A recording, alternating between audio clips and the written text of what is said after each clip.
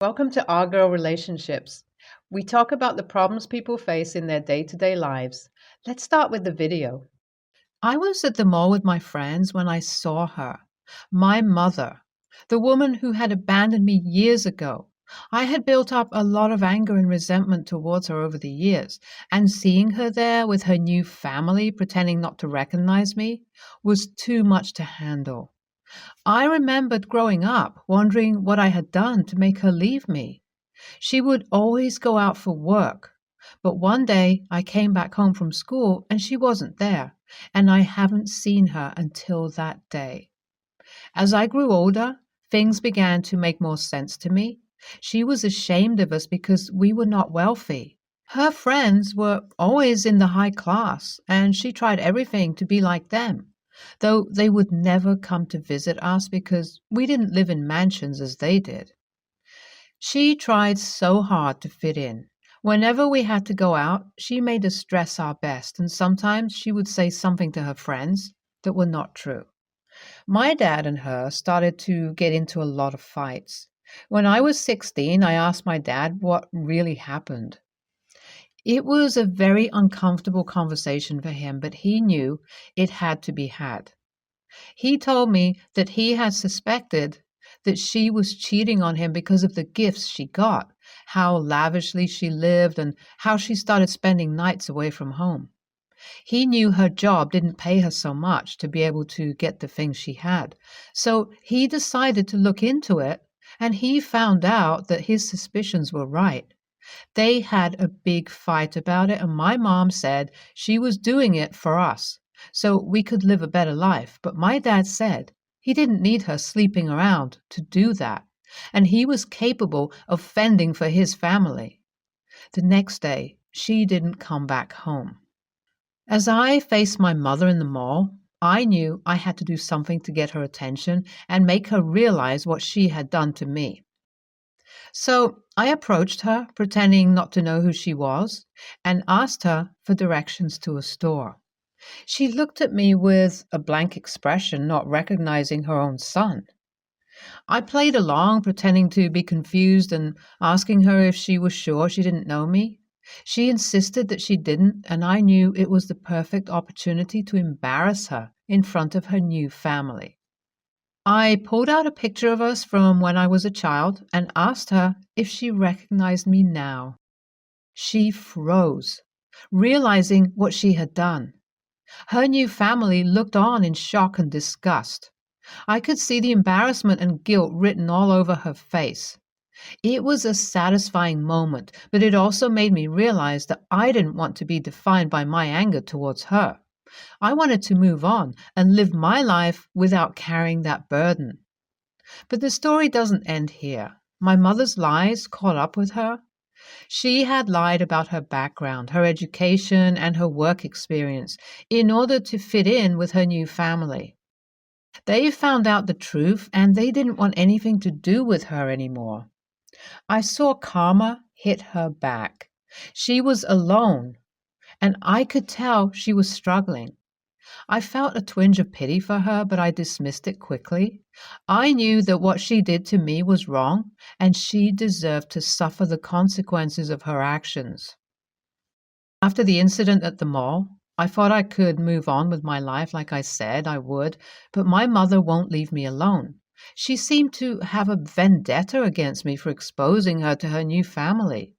She had no remorse whatsoever and blamed me for ruining her life. One would think that after what she did, she would come back to her senses and make the right choice, but she did the opposite of what any sane person would do. I couldn't understand her drive for fame and wealth. What is the point of it all? At the expense of your own family? She threatened me on several occasions and promised to destroy me just like I destroyed her. Apparently, she had married into a wealthy home, and they thought she had some class too. But finding out that she was a nobody, they are embarrassed by her. The worst part is that she stopped working and had nothing to her name except accounts that were funded by her wealthy husband. She just lived off of him, so now she had no money. If she was smart enough, she would have saved up some or even started a business of her own. But that's the thing about thieves and gold diggers. They often can't sustain the money. Honestly, the drama at the mall was just for her to notice me and see who I had become and what I had done with my life. But she wasn't interested in any of that. Now I wish I hadn't brought her back into our lives because all that did was open old wounds and create new ones. My so called mother tried to ruin my reputation and my business, spreading lies and rumors about me. But I wasn't going to let her win. She wouldn't get the best of me, so I knew I had to fight back.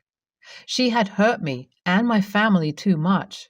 I wouldn't get my hands dirty, but this time I was willing to go to any lengths to make her pay. I still can't believe that she was the same person who gave birth to me, trying all she could and using all the resources she had at her disposal to ruin me. Mothers were supposed to be nurturing and caring, but I hadn't even gotten a simple apology from her. I did my own research and found some dirt on her. I found out about her shady business deals and the illegal activities she was involved in. The best part was that she wasn't also faithful to her current husband. She had about 3 affairs, all with wealthy men since they had been married. If her new husband was thinking of forgiving her for lying, he definitely wouldn't forgive her for cheating on him with other men. I know it's horrible, but the thought of making her pay made me thrilled. I needed a way to get to the family, so I stalked my mom's stepkids on Instagram. I need to know more about them and find out where they visited. At the very least, I could get a clue to go somewhere else that would give me more information. My mom's stepkids were around my age and they were pretty active on social media, which was great. I was able to trace one of them to LinkedIn and saw that they were going to be at a conference. It was a business leaders conference, so I registered for it because it's also relevant to my field. There was nothing spectacular about the conference. It was like any business conference. Most people came for these things for networking purposes. The good part of it was that I was able to speak to my stepbrother. He was one of the people at the mall and he seemed cool to me. He was sorry that I had to live without my mom for so long. We spoke about a couple of other things and exchanged numbers, which was my ultimate goal. I didn't want to come off too pushy, so he wouldn't be uncomfortable or suspect that I had ulterior motives. He invited me for a get-together they were having for his sister's birthday. He called it small, but it was far from that. Well, I guess to rich people that's small. I genuinely enjoyed myself. When everyone left, we got talking and spoke about how horrible my mom was for doing that.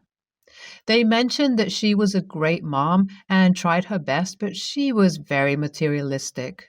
My stepbrother didn't mind that my stepsister wasn't really a fan of my mom. I thought that was the perfect opportunity to bring up all the evidence. I told them about all her cheating and illegal activities and showed them the pictures. They were shocked and very disappointed. My stepbrother thought we should hide it because it would break his dad's heart further, but his sister didn't agree. She said she'd rather everything blew over now since it was still a fresh topic than later on. She also said she wasn't surprised and that she knew my mom was capable of such, but she didn't know why everyone else in the family fell for her charm and thought she was an angel. I also told them that my mom had tried to destroy me because I knew her secret. I didn't need to tell them this, but I did low-key because I knew they could help me. They had a lot of money after all. So if I could get a contract out of all of this, it would be even more worth it. Call me selfish, I don't care. I'm taking a cue from my mother. My stepsister told her dad everything, and this time there was no going back. He froze my mom's accounts and stopped her from getting any access to anything that he owned. My mom is now alone and poor. She just circled around and came back to square one. If only she could have been faithful to at least one of the two families, she wouldn't have lost both. That's what selfishness and greed causes you. From my understanding, she had everything she could ever ask for, but it still wasn't enough. My dad is disappointed in me. He says he didn't raise me to be vengeful and selfish. I countered him with my argument saying that my mom deserved everything that happened to her because of all that she did to us. She left us and never once looked back because we didn't qualify to be in the high class. NTA, your mom deserves all she got. She is lucky she was just cut off and not reported to the police. YTA, you are using the fact that your mom left you as an excuse to be malicious. I don't see how you are any different from her.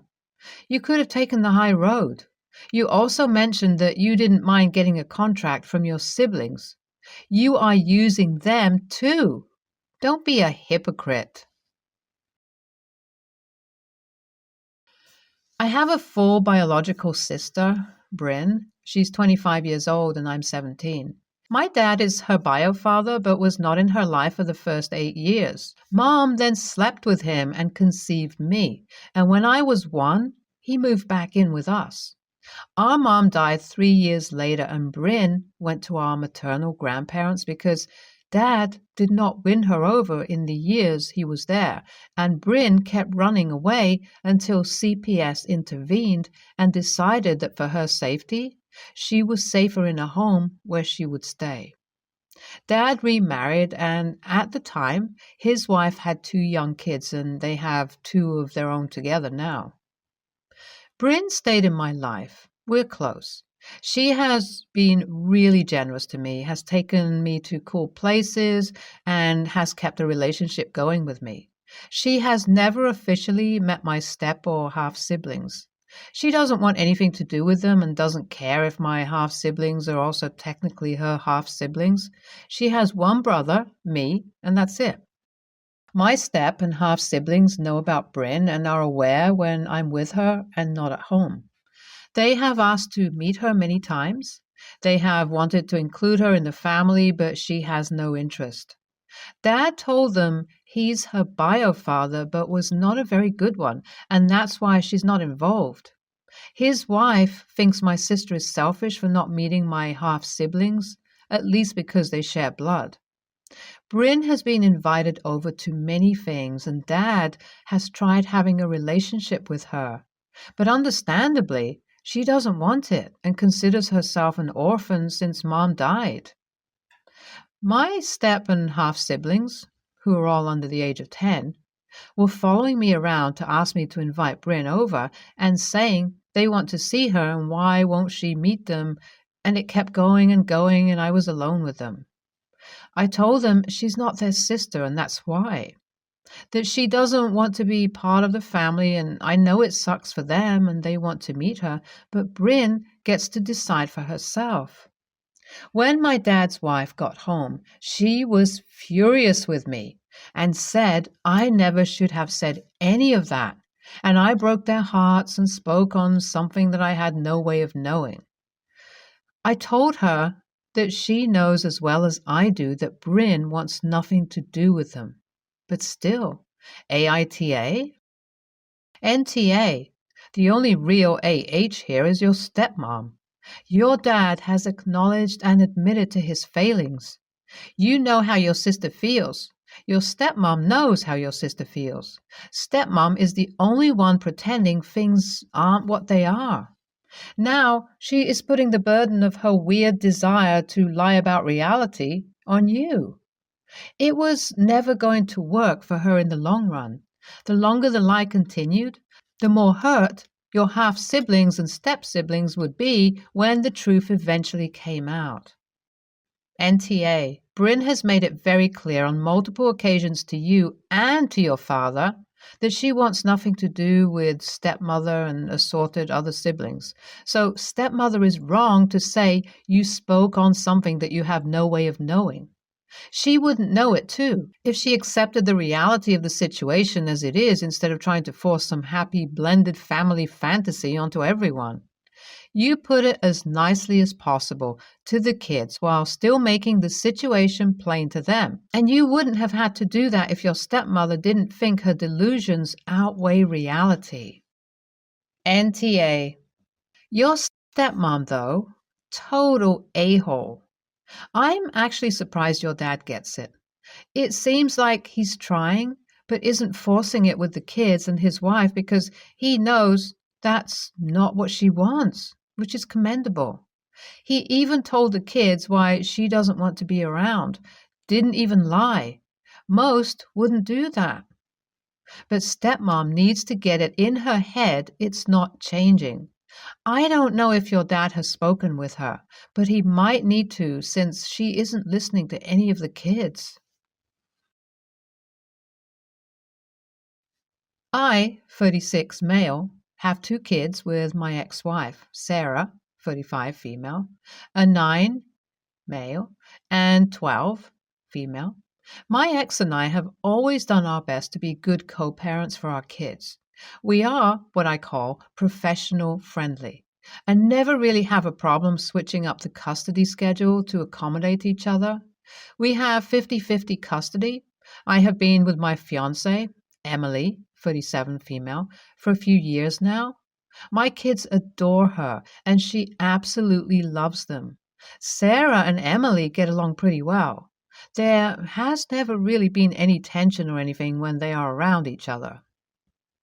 Emily and I were throwing a get-together for people, which included some of my family. Since Sarah still gets along quite well with my family, we invited her so she could see them. At one point, Emily was across the room from me, and I saw my daughter go up to her and whisper something in her ear. Emily just nodded and led my daughter out of the room. They came back later, and that was that.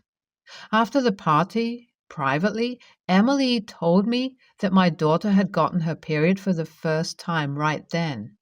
Of course, Sarah and I had already explained everything to her about all of that.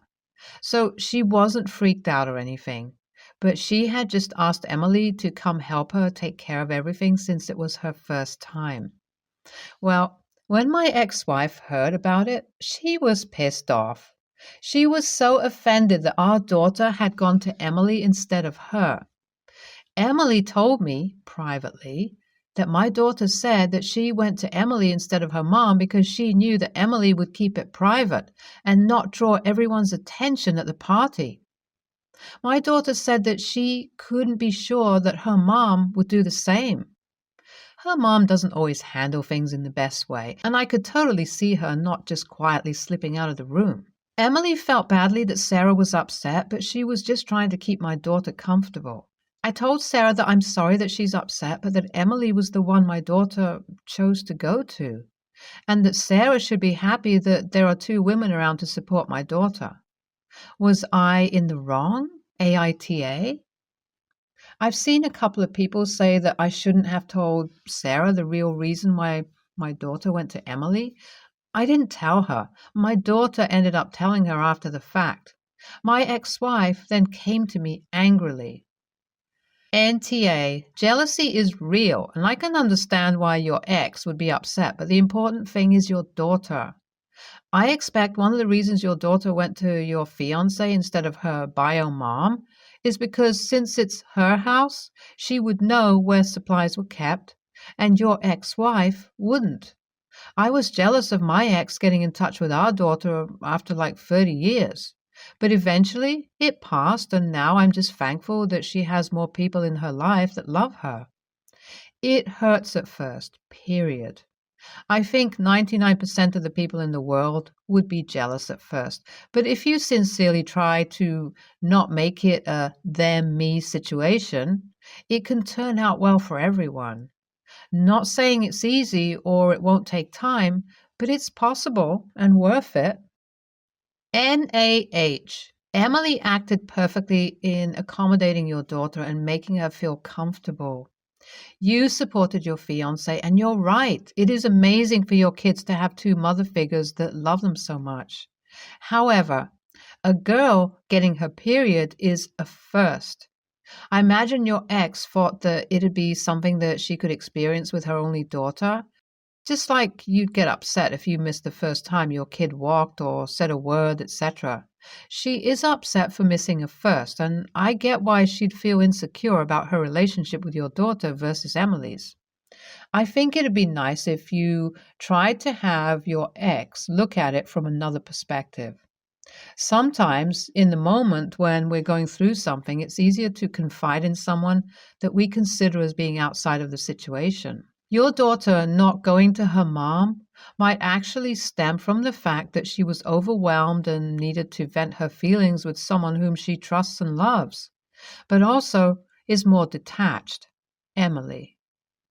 NAH. This is super wholesome, and I want to congratulate Emily for being an awesome adult that children feel comfortable confiding in. Cherish that.